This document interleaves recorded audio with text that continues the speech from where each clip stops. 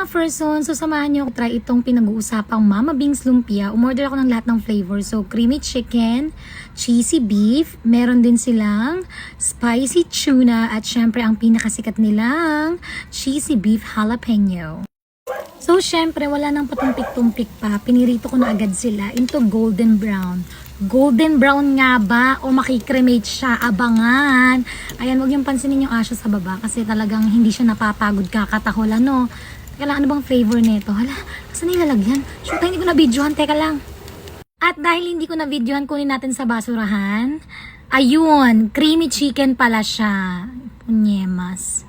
So, ito na nga bang sinasabi ko, okay na yung first batch eh. Pero itong second batch kaka-cellphone ko na cremate. Sabi ng kausap mo, magtayo daw kami ng restaurant. Ang pangalan, Cremated Creation. Shoota. So, ayun nga. I did my best but I